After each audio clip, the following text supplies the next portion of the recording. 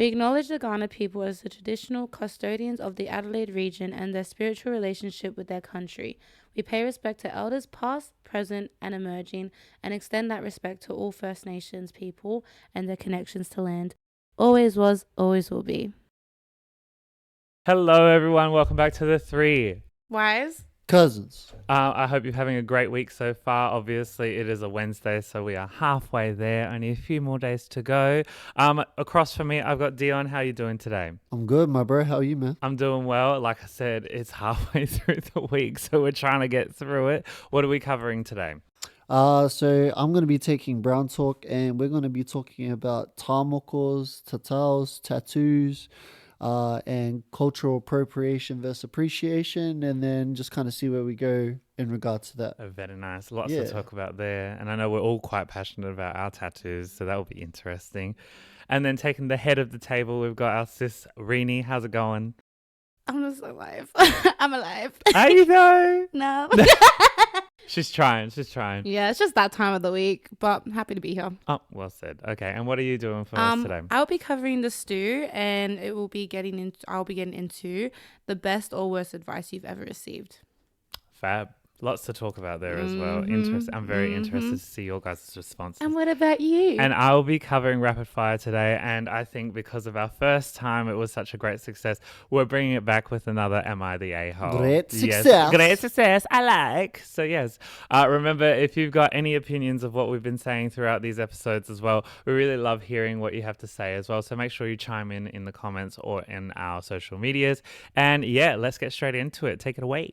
All right. So for today's topic, we're going to be talking about tattoos, specifically Polynesian cultural tattoos. And I've got a few prompts, but I think the biggest, like the elephant in the room, would really be about like where do we for ourselves individually stand in regards to like things when it comes to cultural appropriation versus appreciation. People that are not of the culture actually getting those traditional, whether it be a tamoko, a tatal, and even if they're getting those designs and stuff, if the artist that is doing that is either of that same culture or if they've learnt or been mentored by somebody from that in the traditional ways at least, or even for like the person getting the tattoo, if they're not of the culture, getting it done traditionally as well. So there's a lot of different things we can kind of touch on, and wherever we want to take it, we can kind of go from there. But sis, what's your like take on all of that stuff? Honestly, I think myself, but majority look very down upon it. If you're non-Samoan getting like a very specific tattoo, such as the peta or the malu, like that's a very sacred tradition. And and like I don't know, there's been like, for example, TikTok, I've seen a few people who are not of Pasifika or like Samoan specifically get like the tattoos just because it looks cool. And I think that's where I really do look down upon it. It's like, I think, whereas like I've met other people like who have gotten like a small like Polynesian tattoo, like, or a Samoan tattoo dedicated to like a really close family member of theirs, or like could be their kids or like one like or their friend. But yeah, I think just like know what you're getting on your body, because one, it's permanent, and two, it's cultural. Like it's like, obviously like our cultures share in common that like we didn't have the privilege of reading or writing, so that's how we would keep our culture alive, through our tribal tattoos and stuff. So it does hold like great significant meaning. But when you go for something like the malu or the peta, one, you have to be worthy of that, and it's not just a simple procedure. Like there's a lot to it. So I like with that, I think like, and this is just my personal opinion, but I know a lot of Samoans feel the same. Like if you're not Samoan, you should not be getting like that specifically, just because of how sacred and traditional it is, and like a very special custom of ours. This is like a quick tangent before I get to Aki, if you have any final thoughts. What's your, obviously as Samoan, what's your take on, because from what I know, traditionally when you get, I think it's the peta and the malu, that's meant to be covered, but I see like nowadays people are exposing it, like, Oh, yeah. and like where, like for yourself, like again, this is just based on your own like Yeah. taking things. It's not saying you're speaking on behalf of Yeah. the Well, country. yeah, there was actually a time where like I remember my Instagram was blowing up Yeah. because this became a bit of a topic. There was a lot of stories and I'm like, ooh, shots are being fired. I think the same thing again. Get it for the right reasons. You don't just get the malu or the peta because it looks cool. It holds a lot of meaning, very sacred meaning. And I think if you're someone who is getting that just to show it off, you're not doing it for the right purpose, genuinely. I mean, it's different if you're at the beach or something, like, you know, like, Yeah, but but like in if a you're general, walking in the shopping center or you're Yeah, at the getting gym groceries. outside yeah, of I think it regular gets stuff. quite difficult because I'm like, oh, I mean, I think I just said like if you're simply getting it just to show it off, you shouldn't be getting it. But that's just my opinion. Yeah.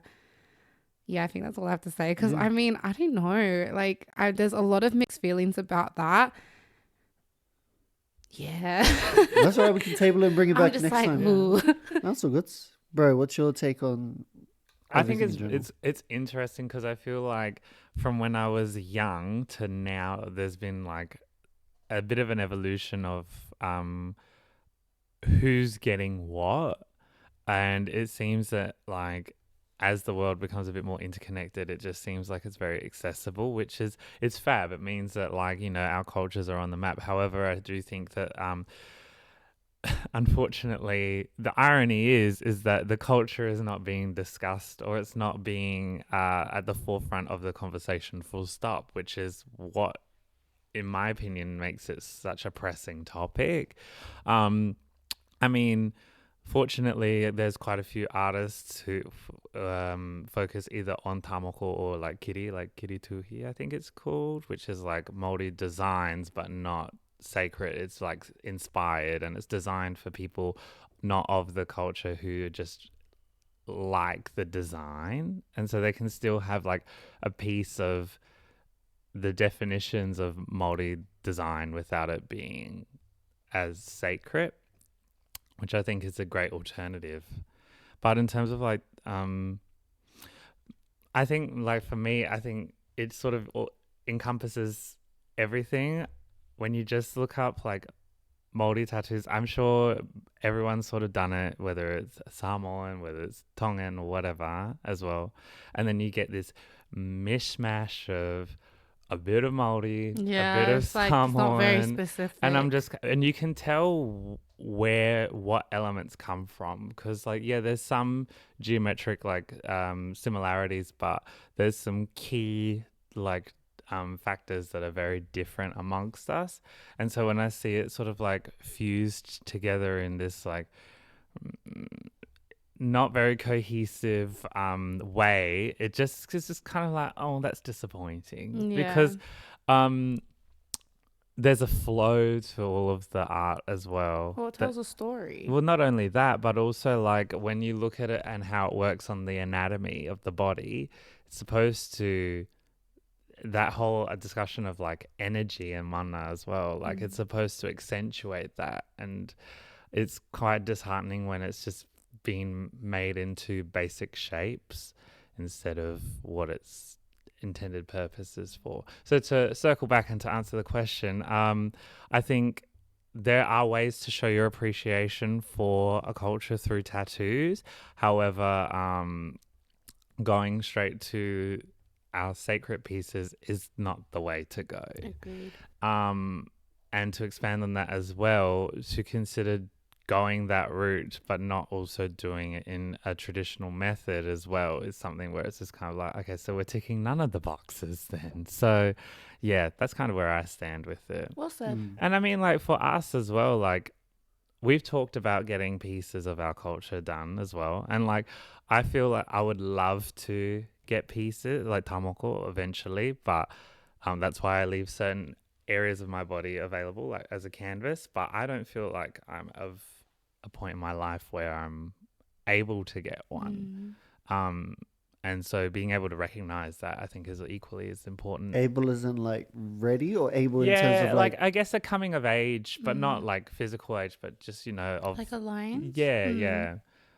I think like what we were saying last night, literally like Yeah. that divine timing sort of Yep. thing. It just doesn't feel like it's right. yeah, Yeah. That story every time gets me. Like, yeah, yeah. So basically, what I was saying to, bros last night, one of my cousins like got the PETA, and at the time, he couldn't handle it because of how severe the pain was, so he completely stopped it altogether. And then a few years later, he went back to that, and yeah, he did it with such ease. And when he was reflecting, he was saying basically he didn't think he was worthy at the time, and that's why it happened the way it is. Whereas now, like where he's at in his life aligns with it beautifully. So I just thought that's like a beautiful Yeah, story. beautiful. Yeah. yeah, nice. How do you feel? I've got like my cousin Janie. She's a tattooist and specifically does like tamokos and stuff. And I can't remember off the top of my head the name of the studio that she operates in, but it's primarily a tamoko studio. So Yeah. like most of the artists are either well versed or of that culture or somewhat connected. Um, but like for me, I like the opportunity, like the fact that it's like there are some people that are like either tattoo artists or just like the moldy people that are open to others having tamokos, provided obviously they're doing it within good taste. They're not just doing it because it's an accessory, but because of I look at it as a positive in the sense of like our culture has, or our people have impacted them in such a way to where they want to permanently mark their body for the rest of their lives in either remembrance of that moment or that interaction, or those families or those people that they connected with, or just being on the whenua, on the land, and just being amongst the people, being amongst nature and all that sort of stuff. So I'm of the ilk that like I'm not really against it. I think the only thing is it's context based on what the individual's intention is. But also on the flip side, I know there are plenty of like moldy people that are against, like they want to keep it segregated and just to our people for just to keep it sacred and tapu, that's all fine and well and good and all. But again, I'm like you, like I'd like the idea of potentially getting a tamoko or some sort of thing to represent my culture and my lineage down the line. But I also feel like now I don't necessarily need to have one in order to be connected to my That's culture and right. stuff. Like I think when I was younger, I felt like I wasn't worthy because I wasn't well versed in it, and my parents did try to raise me in terms of being amongst the culture, in terms of watching kapaka videos, learning things. Even like one of my cousins, Putter, would send me like kind of like quizzes and just different things to try to keep me learning. But I just wasn't interested because I wasn't immersed in it enough where I lived. But also, real quick, short story just to cap this whole thing off is going back to like with like Samoan tattoos and stuff, and how sacred those things are, and how some of them are meant to be covered. Is our leader from AOB, Dave Caressa, he has is it the pea, the chief thing? Yeah, so he's got that on his like lower body and legs and stuff, and he would have it obviously covered most of the time anyway, unless we're like doing fitness or something. But the difference for when we performed on stage and he took off his shirt, obviously you're revealing like your sides and you can see the design.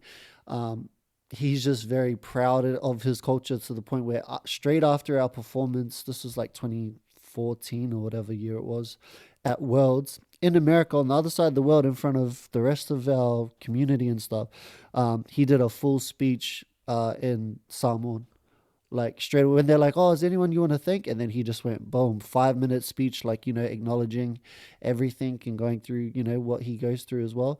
Which is why, like, for me, it's again dependent on the people and the context and what they're really doing it for. I was just gonna say before, I had like a really good food for thought about it. I think one thing, this is a great food for thought for people who aren't of Polynesian culture.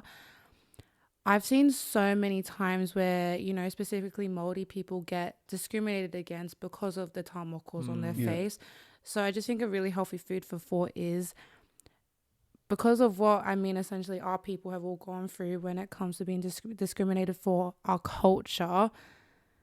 I guess, like, what makes you feel some sort of level of entitlement to just take from one's culture? Just some healthy food for thought. Yeah. Because there's appreciating and then there's a level of taking. Yeah. So I just thought that's a really good point I to think share. so. Yeah. And I think it sort of sums up what we were discussing before as well. It's like, regardless of if you are of the culture or if you are deeply appreciative of it, there's a sense of connectivity that is kind of it's a necessity before going for tamuk or anything sacred. Like, like I said as well, it's a bit of a coming of age. And our people have like fought for our culture to be alive as well. So 100%. It's not a lighthearted thing for sure. Yeah. Okay, guys. So now we're going to get into the stew. So I will open the floor because I think this is something we can all just put our 2 cents in. So, first question is best advice you've ever received. So, do you want to start? Oh, far out. Oh, okay. I had to think, but that's all right. Okay. No, I've had a few. I think at the time it didn't make sense, but the best advice I ever received was just letting go, especially for someone like myself who is very like highly strung or like likes to be in control or know what I'm doing. Just letting go really allowed me to realize, and it had a bit of a domino effect, that I needed to allow myself to, as a dancer, not view dance as a separate aspect of my life. I think we've discussed this in episode 12. But also being able to connect everything. So every aspect of my life feeds into my dance, and then everything in dance feeds into my life. And being able to do that, like, honestly, whether it's movement quality, whether it's essence, like, it just, I feel more now. Yeah. Well said. That was beautiful. Thanks. Period. All right. What about you, bro? Best advice. I've been given a lot of advice, so it's kind of hard to just pick one or a couple, but one that stands out to me is just keep going. Like, keep going, keep showing up. Not even for the dance side and like the progress that comes with being consistent and disciplined and stuff, and the accountability and everything else, but just keep going in the sense of like showing up for yourself. Because again, like when you're first starting out, like unless you wake up, get out of bed, or like you're like 6 years old and you knew from jump that you were going to be a professional dancer, teacher, choreographer, whatever, then that's fine. But for most people, there was something or someone or a moment or a performance or a video clip that inspired them and sparked that curiosity to be like, hey, maybe I actually want to try to dance, because I look at these artists, these musicians, these dancers, these performers, these choreographers, and I want to try to emulate the feeling that I get from watching them. I want to be able to feel that for myself. So yeah, I think that would be my like probably best advice that I've been given that I can think of right now. Just keep swimming, guys. So mine is actually really wholesome. It was our very first conversation. Oh, shucks. And now we're best friends, lol. Hello? No, literally, I just remember our first ever proper conversation was just like so deep, and I just remember like we just met properly for the first time and you gave me the most beautiful advice. You're not meant to look like other women. You know, you come from a line of warriors and you're built like a warrior. So take up space, be proud of you. And I was like, whoa, who is this person? I like him. And then I just remember you saying like, you know, it's okay to mess up choreography, but you naturally have that energy that you feel when like people see when you dance, like they can feel it and see it when you dance. So don't ever lose that part of yourself. So yeah, that's mine. I've never forgotten it. Yeah, so that's mine. All right. I forgot it. And now we're best friends. Yeah. Aw, that's very wholesome. Yeah. All right. Worst advice you've ever received. Let's hear it. I need a minute though. Sorry, let me process. Worst advice. Do you guys want me to go first while go you for think it. about it? Let's Okay, go. sure. Air them out. Who said it? A few people actually have said this to me, like, just get over it, or it's not that deep. No, it is deep. Such an Shut up. instinctual eye roll. But like, I think like when people have said that to me, it's just because they're not comfortable with speaking up themselves. Whereas I'm not afraid to speak up, because like if it bothers you or hurts you, it is that deep and it shouldn't be invalidated. It's like, okay, yeah, like it was a crappy action, but I'm still feeling this way. So yeah, I think for me, it's like that is definitely the worst advice I've ever received from a few people. And I'm just like, nah, it is that deep. Yeah. Okay. Worst advice. I don't know. Like, I think I'm sure I have been given like pretty bad advice, but my thing is like a lot of the times the only people that I'm listening to are people that I trust and have shown and proven that they're doing it for my best interest, being a student of theirs, as opposed to benefit them, because it's like, oh, look at all my dancers that I have, like this guy here, he's doing all this sort of stuff. So anybody else that was like not necessarily like a mentor, but even just like a teacher of a class I took, whether it was like in Australia, whether it was like a workshop, or whether it was overseas, like at a camp or whatever, like their opinions didn't really, like, in a respectful way, it didn't matter to me, because it's like I don't know these people from a bar of soap, and like even if they're saying stuff that doesn't really align with where I was at that point in time, or agree with, I would just kind of dismiss it in a way to where like I wouldn't allow that to like I wouldn't carry that. It's like even now, like especially like lately, like I've been very like mindful and like vigilant of like people's energy. I can't deal when people are just always complaining about stuff. Like I get, we're going to have our hard days, or things are going to go wrong. When it rains it pours. I get all that stuff. But let's be real, like for most of us, that either the fact that most of us have like income or like some sort of security to be able to listen to this on a podcast, when it's like I've traveled the world, I've been to places where like, man, like some people have it a lot worse than you, but they're so much more grateful for the little that they do have compared to what we have. So yeah, I don't know, I just kind of like, it's like the water off a duck's back. I just let it kind of go. Good answer. Yeah. I think that's a great answer.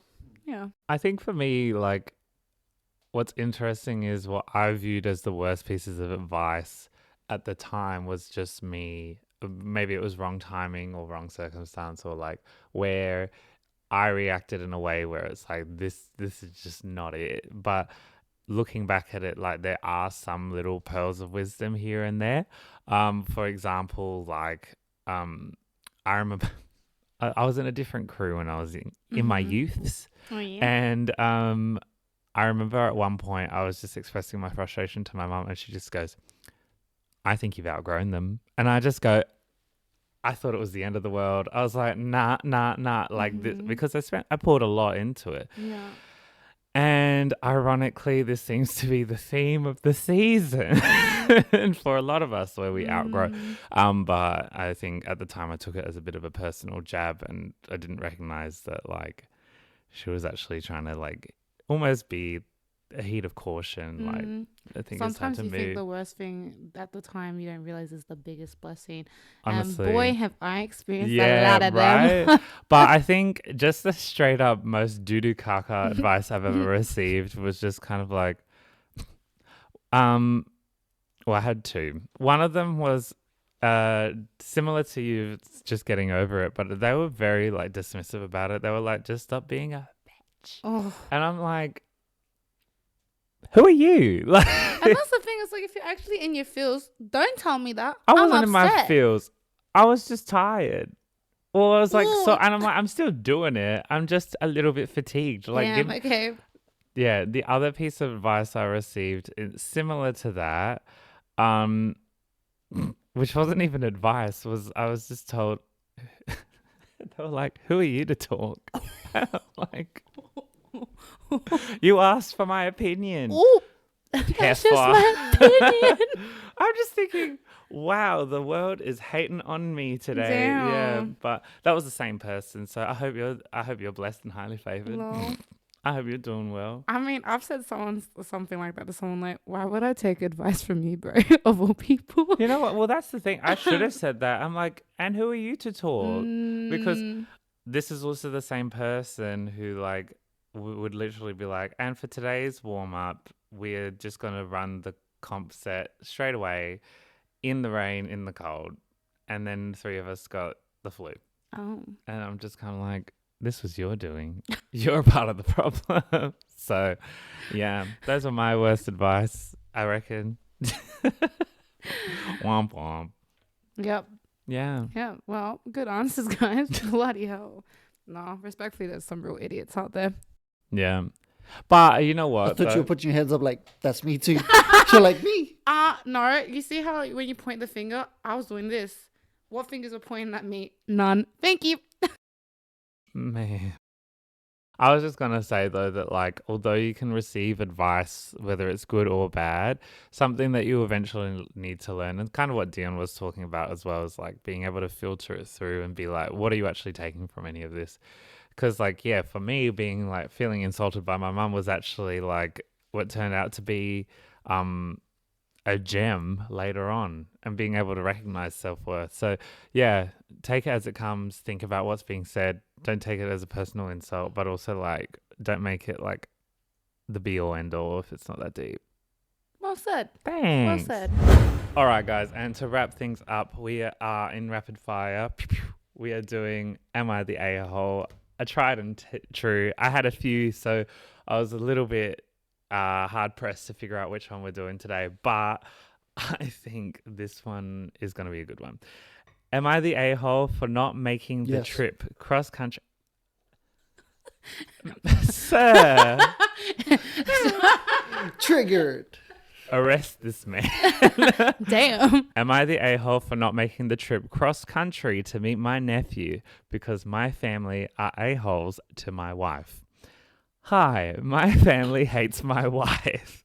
They don't like that she took me away from the East Coast. She was bigger when we met. She didn't go to a good school. She didn't want kids. And she's too girly. They're not girly enough. She can seem cold at first because she is a little reserved, and on and on and on. It has been hard. I was close to my brother, but he led the charge early on because she called him out for something and he didn't like it. He's the favorite, so they took his side. My little sister is the most neutral. I've tried to talk to them about it so many times, but eventually just realized it wasn't going to change. I love my wife.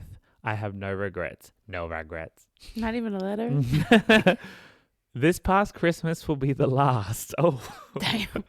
They didn't give her any gifts, excluded her from the cookie party, and I caught Mum and my aunts talking about her twice. I got us early flights and took her skiing instead. Period. Her dad loves me. We have weekly cigar walks. Get it, boomer. Her mum drops by just for hugs. Her brothers and I have our own group chat, and her sister baked me an effing birthday cake. It should be this way with my family. I'm trying not to be all emo, but this hurts. My brother, the favorite, is having his first child in July. They asked me, but not us, to come meet him. I told them no. I'm sick of the BS. Unless everything changes, I'm not going to waste my money. Mum got on the phone and told me I don't have to bring her. I should just come myself. I said no. We're married. We're a package deal. She twisted it to, oh, so she won't let you come unless she comes too. And I told her, no, I'm saying this. I'm sick of them treating her like crap. Nearly said the S word, my bad. It's Jerry Springer levels of trashy. Ooh, not Jerry Springer. Yeah. Dumb thing to say, and it set her off listing all the grievances they have with her. Some of it is just stupid. She carries a water bottle wherever she goes. Yeah, Mum, she's from effing California. We all do. Dad jumped in to back up Mum and accused me of holding adult problems against an unborn child. Said that I'm really going to not be a part of my nephew's life because my wife can't get along with the rest of the family. This is what I'm stuck on. Am I wrong? I do want to be in my nephew's life and it isn't his fault, but it feels wrong to reward them because it won't ever end. Am I the a-hole? No, because, well, actually, going back to one of the earlier points, he said this was going to be the last family thing.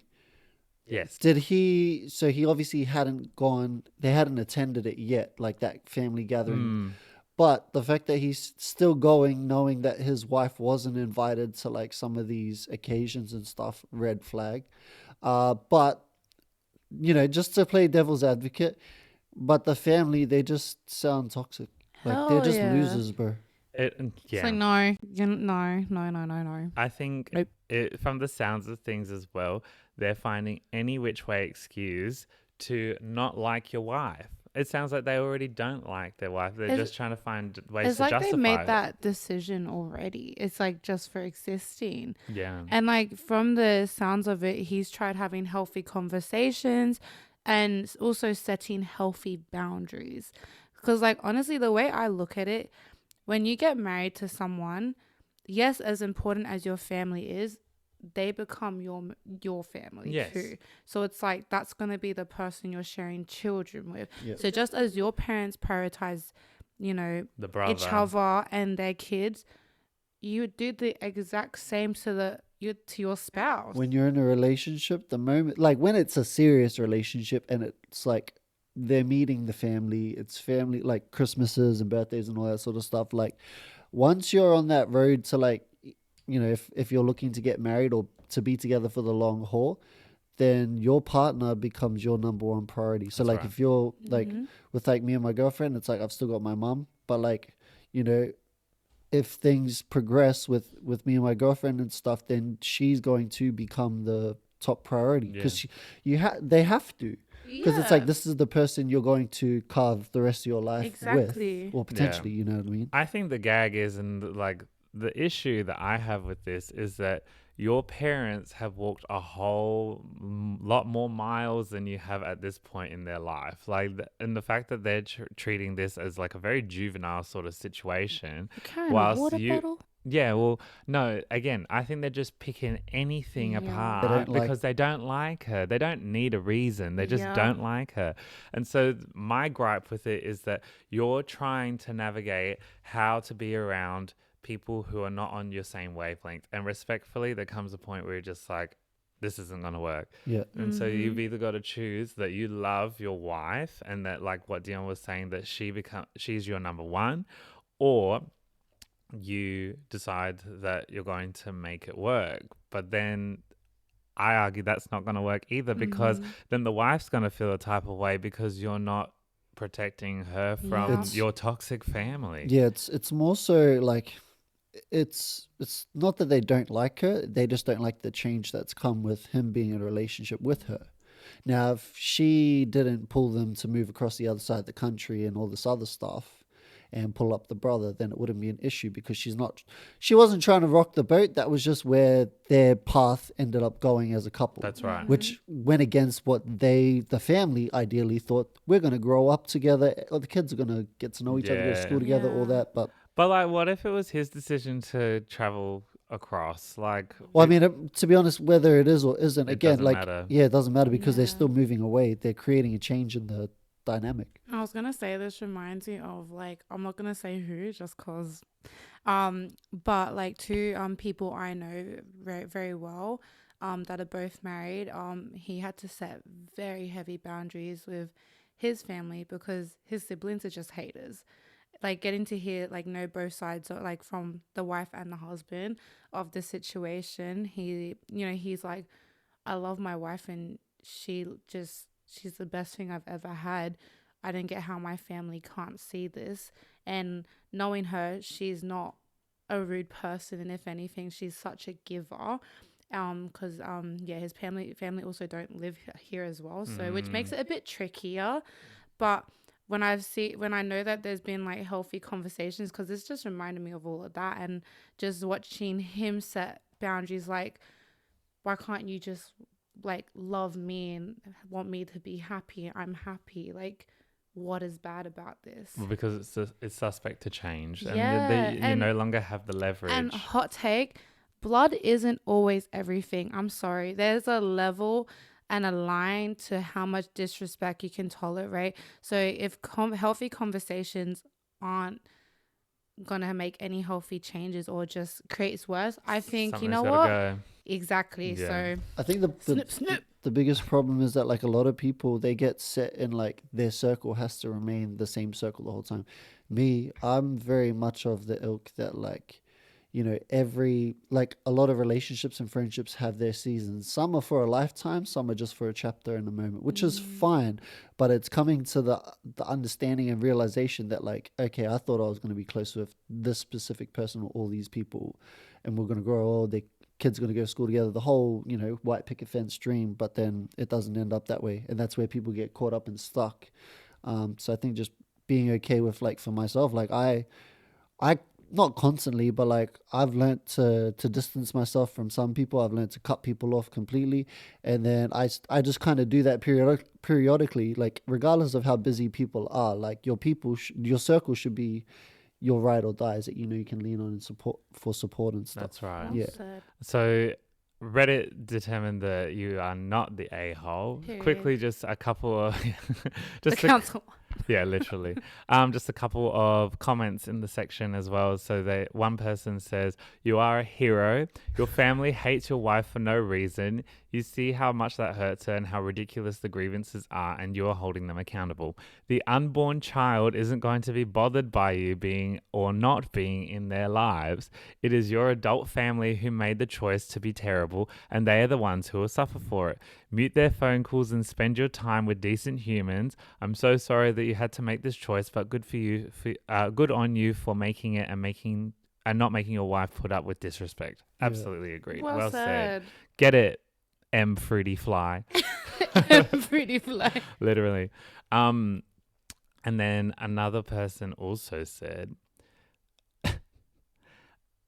one person says, the ones who will hurt him, and they will be the original poster's family, who will poison him. We're talking about the kid, the unborn kid, against OP's wife from keeping them apart. Someone replied saying, "They'll poison that child against the wife no matter what. My aunts hated my mum for no reason. It's clear they S-talked her around their kids because many of my female cousins were very catty and mean to us growing up, but they all got along just fine. If OP and his wife had kids and kept in contact with the family, their children would likely experience the same thing." And this is what we were saying before, in my opinion, about how insular some people are, that white picket fence. So it's not fine and dandy. It's just because they all share the same views. And then what happens is when someone challenges that views by even just living, then there's like, nah, that's the person, that's the target. Yeah, go, sis. Okay, because like, oh my gosh. Like, two things. One, when listening to that, one thing that bothered me, not all women want to have kids, and that is okay. So date someone who wants to have kids. Simple as that. And two, kids should never be involved in this situation. No. This has been something I have seen time and time again. I think, and this is just my personal opinion, you're a different kind of level of evil to take stuff out on a child. Yeah, don't leverage It's like kids. They can't help that their parents are who they are, who they're related to. It's like kids shouldn't just be involved in stuff, because I've seen parents exclude kids, like, and mind you, these are like first cousins, like these are like little kids, and it's like, you know, they don't understand what's going on, and that's so hurtful and so unnecessary. It's like, I don't know, I think either healthy conversations or complete remove, rather than like petty, nasty stuff like that. I think you're a different kind of evil if you take stuff out on a kid, a little kid. Yeah, get over well it. Said, Go heal. Oh. You might need it. No, it's just like, that's the real take. I mean, wow. Take it or leave it. What a morning we've just had. What a way to start your morning. Rage baited. Accurate. Yeah, and accurate. And that's just a regular day in this household. But yeah, nothing fake here. No. Genuine swine. And that's the rapid fire for today. Pew, pew. Nice. Yeah, thanks, fam. All right, fam, that's us for today. Thank you for listening, watching. Make sure to like, share, subscribe, all the good vibes and stuff. I am Dion, I'm Aki. I'm Rini. and we are the 3 Wise. Cousins. Good. Deuces. Ba-ba-bam.